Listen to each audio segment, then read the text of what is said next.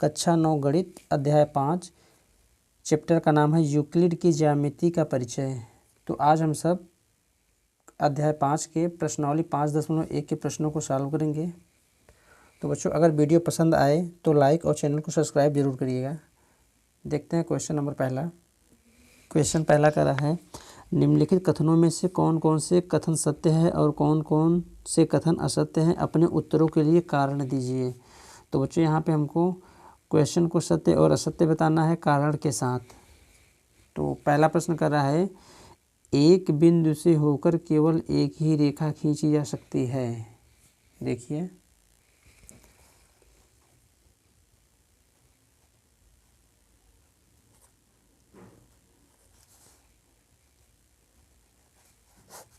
प्रश्नावली 5.1 का पहला क्वेश्चन कर रहा है कि एक बिंदु से होकर केवल एक ही रेखा खींची जा सकती है। तो देखिए बच्चों, कोई हमारा एक बिंदु है, अब इससे हमको कह रहा है कि एक ही रेखा खींची जा सकती है। तो देखिए एक रेखा मान लेते हैं, हम ऐसे खींच लेंगे। यहाँ से एक रेखा ये खींच सकते हैं, यहाँ से एक रेखा खींच सकते हैं, यहाँ से हम एक रेखा और खींच सकते हैं। तो यहाँ पे आप देख पा रहे हैं कि एक बिंदु से क्या एक ही रेखा खींची जा सकती है? तो नहीं। क्यों? क्योंकि एक बिंदु से हम अनेक रेखा खींच सकते हैं, अनंत रेखाएं खींच सकते हैं। इसलिए पहला वाला जो हमारा आंसर होगा वो असत्य हो जाएगा बच्चों। ठीक है, क्यों? क्योंकि एक बिंदु से अनेक रेखाएं खींची जा सकती हैं, या ऐसे कर सकते हैं हम, एक बिंदु से अनंत रेखाएं खींची जा सकती है। तो पहला क्वेश्चन क्या हो जाएगा हमारा? असत्य हो जाएगा। ठीक, दूसरा देखिए, दो भिन्न बिंदुओं से होकर जाने वाली असंख्य रेखाएं हैं। तो दो भिन्न बिंदुओं से होकर, तो देखिए बच्चों, मान लेते हैं हमारे पास दूसरा है ये, दो भिन्न बिंदु, एक बिंदु यहाँ पे है और एक बिंदु यहाँ पर है। दो भिन्न बिंदु, इनका नाम लिख लेते हैं, मान लेते हैं ये P है, ये Q है। तो क्वेश्चन में कर रहा है कि दो भिन्न बिंदुओं से होकर जाने वाली असंख्य रेखाएं हैं। तो देखिए बच्चों, यहाँ से अगर हम रेखा खींचेंगे तो देखिए, है ना, मान लेते हैं ये हमारा बिंदु है। अब दो बिंदुओं से कितनी रेखाएं खींच सकते हैं हम? तो देखिए, असंख्य रेखा खींच सकते हैं? नहीं बच्चों, केवल एक ही रेखा खींच सकते हैं। आप इस पर कई बार देखिए, अगर इस पर आप कई बार चलाएंगे फिर भी वही रेखा एक ही मानी जाएगी इस पर। ठीक है, क्योंकि दो बिंदुओं से होकर ही एक ही रेखा खींची जा सकती है। तो इसका मतलब क्वेश्चन जो हमारा दूसरा कर रहा है कि दो भिन्न बिंदुओं से होकर जाने वाली असंख्य रेखाएं हैं, ये कह रहा है असंख्य रेखाएं हैं। तो भाई हमने यहाँ पे क्या देख लिया कि असंख्य रेखाएं नहीं खींची जा सकती। इसका मतलब ये भी क्या हो जाएगा? असत्य हो जाएगा, मतलब गलत हो जाएगा। ठीक है, देखिए तीसरा क्वेश्चन बच्चों, कह रहा है एक शांत रेखा दोनों ओर अनिश्चित रूप से बढ़ाई जा सकती है। तो देखिए तीसरा कह रहा है एक शांत रेखा दोनों ओर अनिश्चित रूप से बढ़ाई जा सकती है। तो मान लेते हैं कोई एक हमारी रेखा है, कुछ भी मान सकते हैं यहाँ पे A और B। क्वेश्चन में पूछा था कि कह रहा है कि एक शांत रेखा जो है दोनों ओर अनिश्चित रूप से बढ़ाया जा सकता है। तो देखिए बच्चों, इसको हम क्या कर सकते हैं? अनिश्चित रूप से इसको हम बढ़ा सकते हैं ना। देखिए इसको हम क्या कर सकते हैं? दोनों रेखाओं को अनिश्चित रूप से, देख रहे हैं, तो दोनों रेखाओं को हम क्या कर सकते हैं? अनिश्चित रूप से हम बढ़ा सकते हैं। तो इसको हम क्या कर सकते हैं बच्चों कि जो हमारा ये रेखा है, ठीक है, इसको हम रेखाखंड भी कहते हैं। और इन्होंने जो यूक्लिड ने इनको क्या बोला था कि ये जो रेखाएं हैं इसको हम शांत रेखा बोलते हैं। ठीक है, और आजकल इसको हम लोग क्या बोलते हैं बच्चों? रेखाखंड। तो ये क्या है कि दो जो हमारे बिंदु से होकर एक रेखा खींची गई है, इसको हम अनिश्चित रूप से, है ना, अनेक दूरी तक इसको हम क्या कर सकते हैं, या अनंत दूरी तक, यहाँ से यहाँ और यहाँ से यहाँ की दूरी तक हम इसको बढ़ा सकते हैं। ठीक है बच्चों, तो ये वाला हमारा क्वेश्चन क्या हो जाएगा?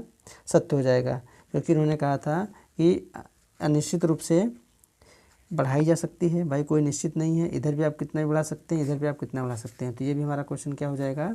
सत्य हो जाएगा। तीसरा वाला क्या है बच्चों? सत्य है। ठीक है, अगला देखिए, तो देखिए क्वेश्चन नंबर 4 कह रहा है यदि दो वृत्त बराबर हैं तो उनकी त्रिज्या बराबर होती है। बिल्कुल सही है, सत्य है। अगर कोई दो वृत्त है और दोनों वृत्त की त्रिज्याएं बराबर है ना, यदि दो वृत्त बराबर हैं, अगर दो वृत्त बराबर हैं तो उनकी त्रिज्याएं भी क्या होंगी बच्चों, बराबर होंगी। ठीक है, तो ये भी हमारा क्वेश्चन क्या हो जाएगा, चौथा सत्य। देखिए, तो देखिए बच्चों चौथा क्वेश्चन जो कह रहा था कि यदि दो वृत्त बराबर हैं तो हमने क्या काम किया कि किसी भी नाप का हमने दो वृत्त खींच लिया। ठीक है, तो किसी भी नाप का हमने एक वृत्त और उसी नाप से हम एक वृत्त और खींच लिए। तो ये कह क्या रहा है कि यदि दो वृत्त बराबर हैं तो दोनों वृत्त बराबर है तो उनकी त्रिज्या बराबर होती हैं। तो बात ये देखिए आप, अब यहाँ से हम इसकी दूरी अगर हम नापेंगे, देखिए तो 1 से 2.5 सेंटीमीटर, और इसको भी हम अगर नापेंगे बच्चों देखिए तो हमारा आ जाएगा, देखिए ध्यान से, 1 से, देखिए 1 से 2.5 सेंटीमीटर। ठीक है, तो इसका मतलब यह है कि यदि दो वृत्त बराबर होते हैं तो उनकी त्रिज्या भी क्या होती है, बराबर होती है। तो ये केंद्र था ओ, मान लेते हैं ओ डैश, तो यहाँ से यहाँ की दूरी जो होती है बच्चों ये वृत्त की त्रिज्या होती है, मान लेते हैं ओ ए और ये ओ बी। तो ओ ए बराबर ओ बी, ये भी हमारा क्वेश्चन क्या हो जाएगा बच्चों, सत्य हो जाएगा, सही है। ठीक है, चौथा भी क्वेश्चन हमारा सही हो जाएगा क्योंकि दो वृत्त बराबर हैं तो उनकी त्रिज्या भी क्या होंगी बच्चों, बराबर होगी। देखिए 5वां क्वेश्चन क्या कह रहा है कि आकृति 5.9 में यदि ए बी बराबर पी क्यू बराबर एक्स वाई तो ए बी बराबर एक्स वाई। देखिए, तो देखिए बच्चों क्वेश्चन 5वां कह रहा है कि यदि ए बी बराबर पी क्यू और पी क्यू बराबर एक्स वाई तो ए बी बराबर एक्स वाई होगा। तो आप बताइए यहाँ पे, मान लेते हैं अगर ए बी की दूरी 5 सेंटीमीटर है, मान लेते हैं यहाँ पे बच्चों कि ए बी की दूरी 5 सेंटीमीटर है। तो देखिए अगर ए बी बराबर 5 सेंटीमीटर है तो यहाँ पर बराबर पी क्यू के हैं, तो पी क्यू भी बराबर क्या हो जाएगा हमारा, 5 सेंटीमीटर। ठीक है बच्चों, अब देखिए यहाँ से जब पी क्यू हमारा यहाँ पे 5 सेंटीमीटर है तो इसके अनुसार एक्स वाई भी क्या हो जाएगा, 5 सेंटीमीटर हो जाएगा। तो यहाँ पे पूछ रहा है क्या ए बी बराबर एक्स वाई होगा। तो देखिए ए बी बराबर 5 सेंटीमीटर और एक्स वाई बराबर भी 5 सेंटीमीटर, इसका मतलब ये वाला क्वेश्चन हमारा क्या हो जाएगा, सत्य हो जाएगा कि ए बी बराबर पी क्यू अगर दिया है और पी क्यू बराबर एक्स वाई दिया है तो ए बी बराबर भी एक्स वाई होगा। ठीक है बच्चों, तो चलिए देखते हैं अगला प्रश्न। तो देखिए बच्चों दूसरा क्वेश्चन कर रहा है निम्नलिखित पदों में से प्रत्येक की परिभाषा दीजिए। क्या इसके लिए कुछ ऐसे पद हैं जिन्हें परिभाषा करने की आवश्यकता है, क्या वे हैं और आप इन्हें कैसे परिभाषित कर पाएंगे। तो देखिए पहला दिया है समांतर रेखाएं किसे कहेंगे, लंब रेखाएं, रेखाखंड किसे कहेंगे, वृत्त की त्रिज्या और वर्ग। तो चलिए बच्चों एक एक करके हम लोग छोटा छोटा इसका परिभाषा लिख लेते हैं। तो पहला है हमारा समांतर रेखाएं। तो बच्चों इसको आप कैसे लिखेंगे परिभाषा में कि ऐसी दो रेखाएं, ऐसी दो रेखाएं है ना जो हमेशा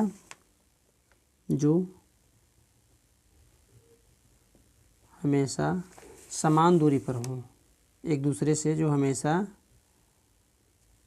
एक दूसरे है ना, जो हमेशा एक दूसरे से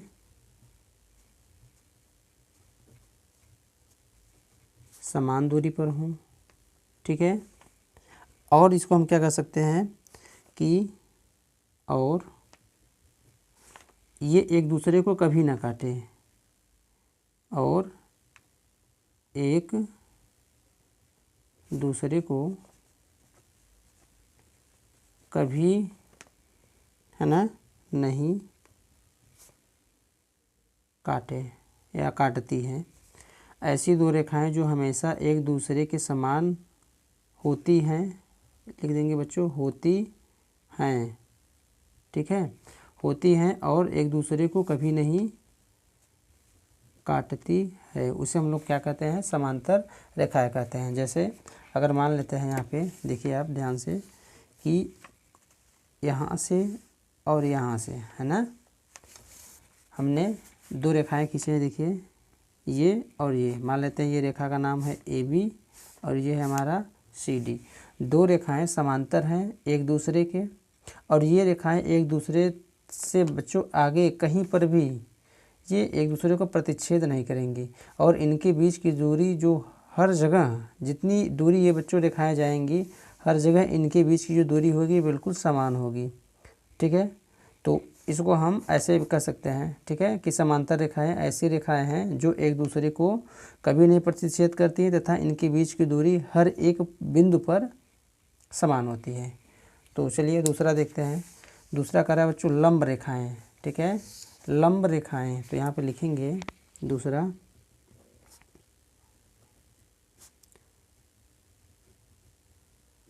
लंब रेखाएं। अब बच्चों लंब रेखाएं किसे कहेंगे? जो अब लिखेंगे इसको कि ऐसी दो रेखाएं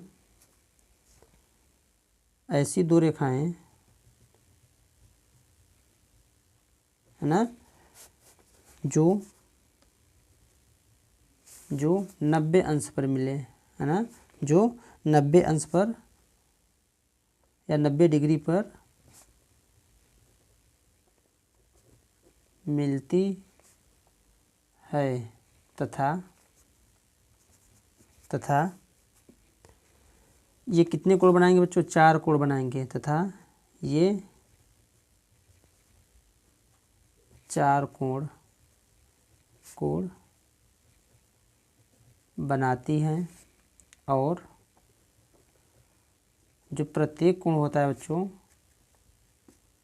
और प्रत्येक कोण बराबर 90 अंश। ठीक है, तो लंब रेखाएं उसे हम कहेंगे कि ऐसी दो रेखाएं जो एक दूसरे पर 90 अंश पर मिलेंगी और तथा ये 4 कोण बनाती हैं। तो ये बच्चों देखिए आप, जैसे कोई दो रेखाएं हैं, एक रेखा ये है और यहाँ से एक रेखा यहाँ से मिल गई।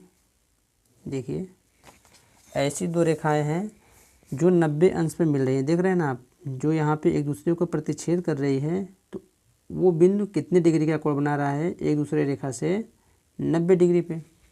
तो ये 90 अंश पे ये एक दूसरे से काट रहे हैं, और यहाँ से अगर आप देखेंगे तो देखिए 1 कोण 2 3 4, तो कितने कोण बना रहे हैं? 4 कोण बना रहे हैं, तथा प्रत्येक कोण का मान कितना है? 90 अंश है। तो इसको बच्चों हम ऐसे भी लिखते हैं लंब, है ना। तो यहाँ पे आप देखेंगे तो यहाँ पे 2 ही कोण बन पा रहा है, लेकिन जब ऐसे डैश डैश करेंगे तो यहाँ पे 4 अंश का 4 कोण बनेगा। ठीक है, तो लंब रेखाएं ऐसी रेखाएं होती हैं जो एक दूसरे को 90 अंश पे काटती हैं। ठीक है, चलिए देखते हैं तीसरा, रेखाखंड किसे कहेंगे, है ना। तो देखिए, तो बच्चों रेखाखंड किसे बोलेंगे? हम शांत रेखा को भी रेखाखंड बोल सकते हैं ना। जैसे मान लेते हैं, क्योंकि यूक्लिड ने इनको शांत रेखा का नाम दिया था। देखिए जो ये हमारा A और B रेखा है, ये हमारा रेखाखंड है, या इसको हम शांत रेखा भी कहते हैं। ठीक है बच्चों, अब इसको हम परिभाषा के रूप में कैसे लिखेंगे कि जो दो अंत बिंदु से घिरा होता है, जो दो अंत बिंदु से घिरा होता है, रेखाखंड कहलाता है। ठीक है बच्चों, रेखाखंड कहलाता है। ठीक है, तो जो दो अंत बिंदु से घिरा होता है उसे हम बच्चों क्या कहते हैं? रेखाखंड कहते हैं। ठीक है, और इनकी दूरी को हम क्या करते हैं? नाप सकते हैं। ठीक है, चलिए देखते हैं चौथा, वृत्त की त्रिज्या। तो चौथा है हमारा वृत्त की त्रिज्या। ठीक है बच्चों, तो अब जो हमारे वृत्त की त्रिज्या होती है वो क्या होती है? देखिए, अगर कोई वृत्त मान लेते हैं हम खींचेंगे, तो देखिए हमने यहाँ पे कोई एक वृत्त खींचा है बिना नाप का, कोई भी नाप है इसका, है ना। तो बिना निश्चित नाप का कोई भी एक हमने वृत्त खींच लिया। अब इन्होंने कहा है कि वृत्त की त्रिज्या को आप परिभाषित कीजिए। तो वृत्त की जो त्रिज्या होती है बच्चों, वो होती है वृत्त की केंद्र से वृत्त की परिधि तक की दूरी होती है। तो जो हमारी वृत्त की त्रिज्या यहाँ पे होगी, इसको हम ऐसे भी कर सकते हैं बच्चों, देखिए ये ओ ए, वृत्त के केंद्र से वृत्त की परिधि तक की दूरी वृत्त की त्रिज्या कहलाती है। तो लिख देंगे वृत्त के केंद्र से परिधि तक की जो दूरी होती है कि दूरी वृत्त की त्रिज्या कहलाएगी, वृत्त की त्रिज्या कहलाएगी। ठीक है बच्चों। और जो वृत्त की त्रिज्या होती है वो व्यास की क्या होती है, आधा होती है।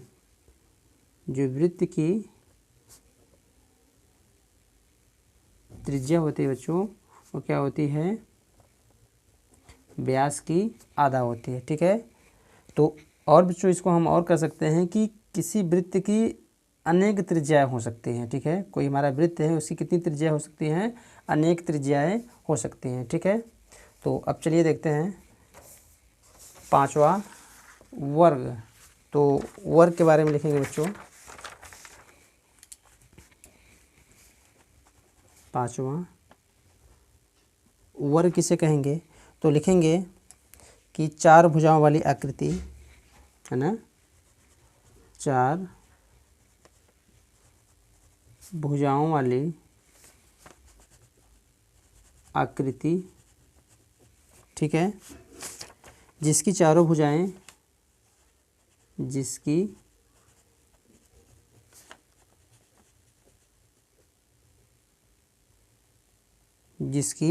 चारों भुजाएं क्या हों, बराबर, है ना, जिसकी चारों भुजाएं बराबर तथा प्रत्येक कोण, है ना, इनसे मिलने वाले चारों भुजाओं को जब मिला देंगे तो प्रत्येक कोण कितना हो, प्रत्येक कोण यहाँ पे लिखेंगे 90 अंश का हो, उसे हम बच्चों क्या कहते हैं, वर्ग कहते हैं। ठीक है। जैसे देखिए अगर इसको भी हम खींचेंगे तो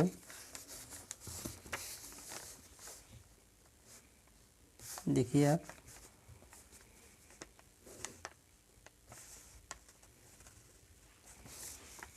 तो बच्चों ये हमारा क्या बन गया, ये आयत बन जाएगा, है ना, ये गड़बड़ हो गया। लेकिन हम यहाँ पे क्या करेंगे कि इतनी दूरी का, इतनी बिल्कुल सेम दूरी होनी चाहिए ना बच्चों, ये आयत बन जाएगा यहाँ पे। ये इसको हम नहीं ऐसे देखेंगे बल्कि इसको हम, देखिए हमने परिभाषा के अनुसार हमको बनाना है ना, तो यहाँ से 13, 2, 15, यहाँ से 13, 2, 15 और 13, 2, 15। अब बच्चों यहाँ से भी हमको क्या करना है, ये। अब देखिए इसको हम मान लेते हैं बच्चों D, इसको A, इसको B और इसको हमारा C, है ना। तो AB मान लेते हैं ये 2 सेंटीमीटर, 2 सेंटीमीटर, 2 सेंटीमीटर और 2 सेंटीमीटर। तो देखिए चार भुजाओं वाली आकृति, चार भुजाओं वाली आकृति है जिनकी चारों भुजाएं क्या हैं, देखिए 2 सेंटीमीटर, 2 सेंटीमीटर, 2 सेंटीमीटर और 2 सेंटीमीटर तथा प्रत्येक कोण। तो देखिए बच्चों यहाँ पे प्रत्येक जो कोण है कितने डिग्री का बना रहा है, 90 अंश का कोण बना रहा है। ठीक है। तो इसको बच्चों हम क्या बोलते हैं, वर्ग बोलेंगे। ठीक है। चलिए देखते हैं अगला प्रश्न। प्रश्न तीसरा कह रहा है कि नीचे दी हुई दो अभिधारणाओं पर विचार कीजिए। पहला, दो भिन्न बिंदु ए और बी दिए रहने पर एक तीसरा बिंदु सी ऐसा विद्यमान है जो ए और बी के बीच स्थित होता है। तो बच्चों यहाँ पे हम बिल्कुल लक्ष्य रख सकते हैं कि दो भिन्न बिंदु ए और बी रहने पर तीसरा बिंदु ऐसा विद्यमान है जो ए और बी के बीच स्थित होता है। तो देखिए बच्चों यहाँ पे तीसरा का जो ये पहला क्वेश्चन था, इन्होंने कहा था कि दो भिन्न बिंदु ए और बी के दिए रहने पर एक तीसरा बिंदु सी ऐसा विद्यमान है जो ए और बी के बीच स्थित है। तो यहाँ पे हम इसको कहीं पर भी रख सकते हैं बच्चों, जो हमारा बिंदु सी है बीच स्थित है ना। तो मान लेते हैं इसके बीच में स्थित है, तो बिंदु सी, इसको हम ऐसे लिख सकते हैं। और इसमें क्वेश्चन में कहा था भाई कि इनकी अभिधारणाओं पर विचार करेंगे। ठीक है। तो यहाँ पे हम आंसर में भी लिख देंगे कि ऐसे अनेक अपरिभाषित शब्द हैं। ठीक है। ऐसे अनेक अपरिभाषित, ठीक है, अपरिभाषित शब्द हैं। ठीक, अर्थात ये क्या होता है बच्चों, क्योंकि लिखेंगे क्योंकि इनमें दो अलग अलग स्थितियों का अध्ययन किया जाता है। ठीक है, ये क्या होते हैं, संगत होते हैं। अर्थात लिखेंगे, अर्थात संगत हैं या होते हैं, क्योंकि संगत हैं,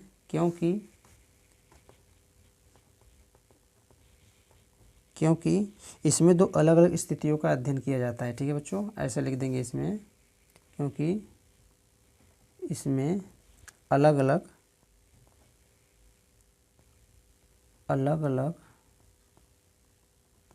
स्थितियों का अध्ययन किया जाता है,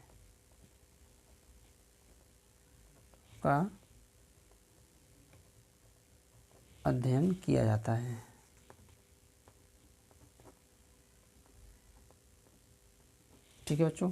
चलिए देखते हैं दूसरा क्वेश्चन।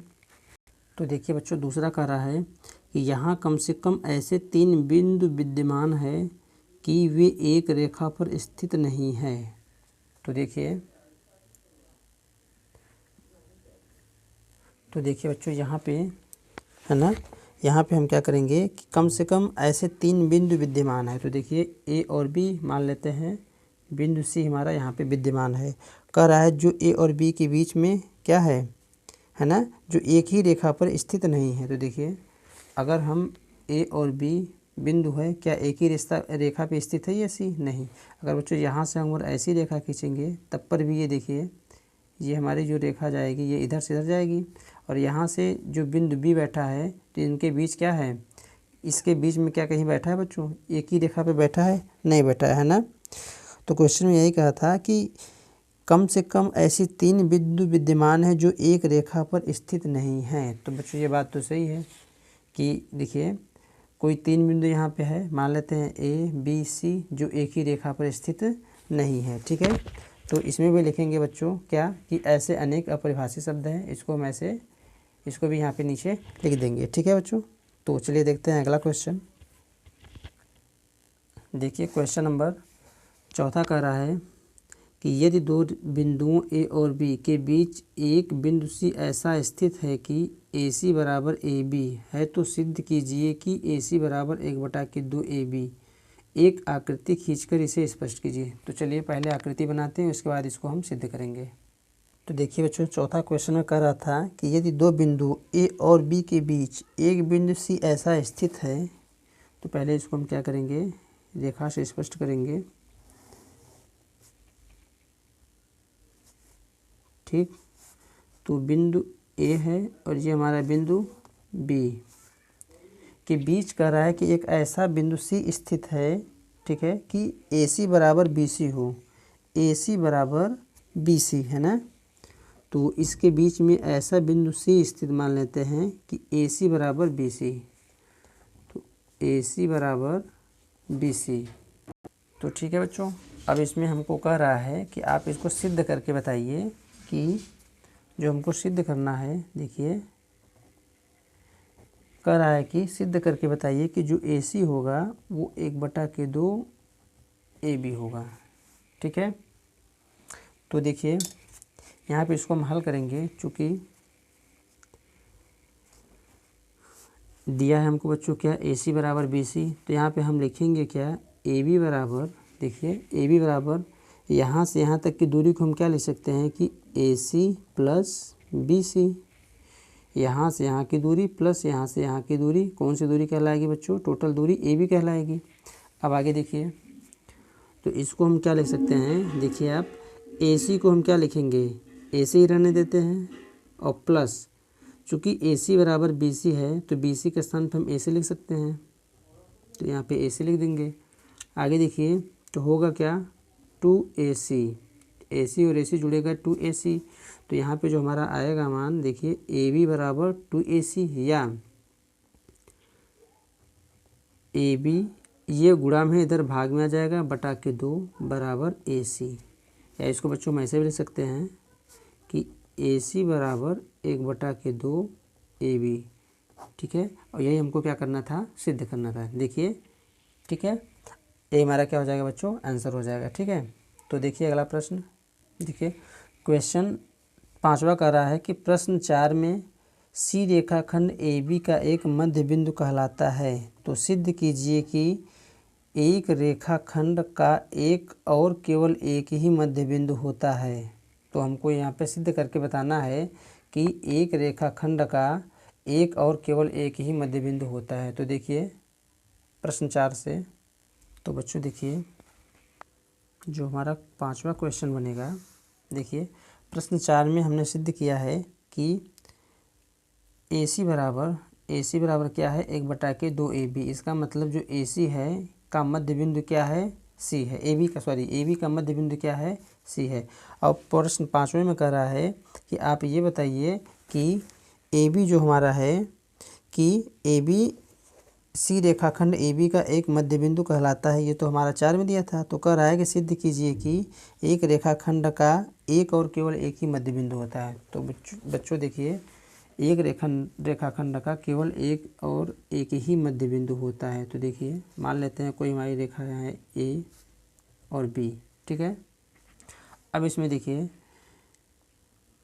बिंदु C इसका मध्य बिंदु होगा। अगर यहाँ से हम नापेंगे तो जो दूरी इनके बीच की, भाई यहाँ से यहाँ की दूरी को भागे 2 कर देंगे, और जहाँ पे दूरी आएगी वही हमारा इसका क्या कहलाएगा, मध्य बिंदु होगा। तो ये बच्चों हमको पता है कि किसी भी रेखा का जो मध्य बिंदु होता है वो केवल एक ही होता है। ठीक है, अलग अलग मध्य बिंदु नहीं हो सकता है। तो यहाँ पर हम इसको ऐसे भी लिख देंगे, ऐसे कि किसी दो रेखा का लिखेंगे कि किसी भी, है ना, किसी भी दो, है ना, दो बिंदु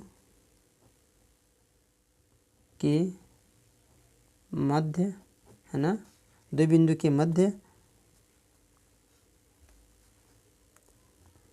एक ही मध्य बिंदु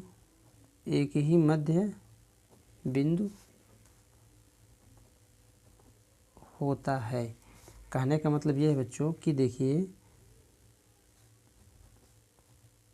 कोई भी दो बिंदु के मध्य एक ही मध्य बिंदु होगा, है ना, एक ही मध्य बिंदु होता है। मान लेते हैं इसको हम C, है ना, केवल एक ही मध्य बिंदु यहाँ पे निकलेगा, अलग अलग मध्य बिंदु नहीं हो सकते हैं। ठीक है, तो यहाँ पे ये ऐसे लिख देंगे। चलिए देखते हैं अगला प्रश्न। देखिए क्वेश्चन नंबर 6वां कर रहा है कि आकृति 5.10 में यदि AC बराबर BD तो सिद्ध कीजिए कि AB बराबर CD। ठीक है, तो चलिए देखते हैं। तो देखिए बच्चों दिया है AC बराबर BD, और तो हमको सिद्ध करना है कि AB बराबर CD। तो देखिए हम यहाँ पे AC बराबर क्या लिख सकते हैं, AC बराबर हम लिख सकते हैं बच्चों कि AB प्लस के BC। यहाँ से यहाँ की जो दूरी होगी वो दूरी AB प्लस BC होगी। इसको मान लेते हैं समीकरण नंबर 1। और देखिए इसमें BD में, तो BD में देखिए यहाँ से यहाँ की दूरी क्या होगी कि BC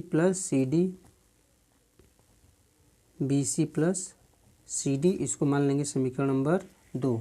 अब करेंगे क्या, देखिए हमको सिद्ध करना है क्या कि AB, है ना, तो इसको बच्चों हम करेंगे क्या कि यहाँ पे हम समीकरण 1 तथा 2 से, ठीक है, समीकरण 1 तथा 2 से हमको करना क्या है, देखिए तो AB जो हमारा यहाँ देखिए AC और BD बराबर था, है ना, तो यहाँ पे लिखेंगे क्या, यहाँ पे दिया था हमको AC बराबर BD, तो यहाँ पे लिखेंगे AC बराबर BD। तो बच्चों यहाँ दोनों का मान यहाँ पे रखेंगे, AC के स्थान पर रखेंगे AB प्लस BC और BC के स्थान सॉरी बच्चों बी डी के स्थान पर रखेंगे, देखिए यहाँ पे बी डी है ना, मिस्टेक हो गया बच्चों, बी डी, तो बी डी के स्थान पर रखेंगे B C plus C D. यहाँ से देखिए बराबर के दोनों तरफ बी सी कट जाएगा तो हमारा बचेगा क्या कि ए बी बराबर सी डी। और बच्चों हमको ये क्या करना था, यही सिद्ध करना था, ठीक है। तो ये हो जाएगा हमारा क्या आंसर। चलिए देखते हैं अगला प्रश्न। तो बच्चों देखिए क्वेश्चन 7वां कह रहा है कि यूक्लिड की अभिगृहितों की सूची में दिया हुआ अभिगृहित 5 एक सर्वव्यापी सत्य क्यों माना जाता है। ध्यान दीजिए कि यह प्रश्न 5वीं अभिधारणा से संबंधित नहीं है। तो इसको बच्चों हम लिखेंगे ऐसे। तो बच्चों यहाँ पे हम लिखेंगे क्या कि किसी भी भाग में, है ना, किसी भी भाग में किसी भी वस्तु के लिए, किसी भी वस्तु के लिए सत्य होता है ना, जो होता है यह क्या होता है, सत्य होता है। इसलिए क्या होता है बच्चों, ये सार्वभौमिक सत्य माना जाता है। इसलिए यह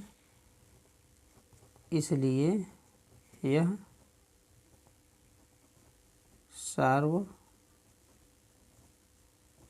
सत्य माना जाता है।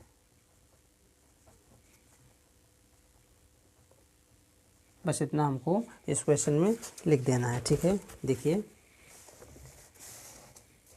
ये कहा था कि यूक्लिड की अभिगृहितों की सूची में दिया हुआ अभिगृहित 5 एक सर्वव्यापी सत्य क्यों माना जाता है, ठीक है। तो यहाँ पर हम लोग क्या करेंगे, ऐसे इसको लिख देंगे, ठीक है। किसी भी भाग में किसी भी वस्तु के लिए यह सत्य होता है, इसलिए यह सार्वभौमिक सत्य माना जाता है।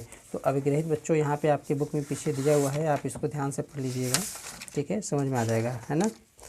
तो चलिए देखते हैं अगला क्वेश्चन। तो ये बच्चों लास्ट क्वेश्चन था, है ना। तो अगर यहाँ पे 5 प्रश्नावली 5.1, ठीक है बच्चों।